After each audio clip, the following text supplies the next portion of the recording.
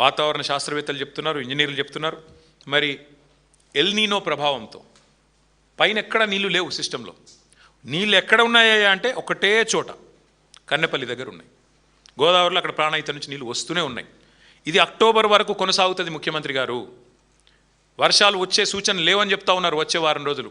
మేము అందుకే చెప్తా ఉన్నాం, మేడిగడ్డ బ్యారేజ్ ముట్టే అవసరం లేకుండా దానికి 14-15 కిలోమీటర్ల పైన ఉన్న కన్నెపల్లి పంప్ హౌజ్లో అక్కడ వచ్చే నీళ్లతో ఇప్పుడు ఆడ 97 మీటర్ల మీద పోతున్నది, 93.5 మీటర్ల కాడ మీరు పంప్ హౌస్ చాలు చేస్తే చాలు, నీళ్ళు అన్నారం పోతాయి, అన్నారం నుంచి సుందిల పోతాయి, సుందిల నుంచి ఎల్లంపల్లి, ఎల్లంపల్లి నుంచి మిడ్మానేరు, మొత్తం నేను చెప్పినట్టు అన్ని జలాశయాలు నింపొచ్చు.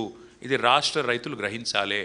ఇది కాలం తెచ్చిన కరువు కాదు, ఇది కాంగ్రెస్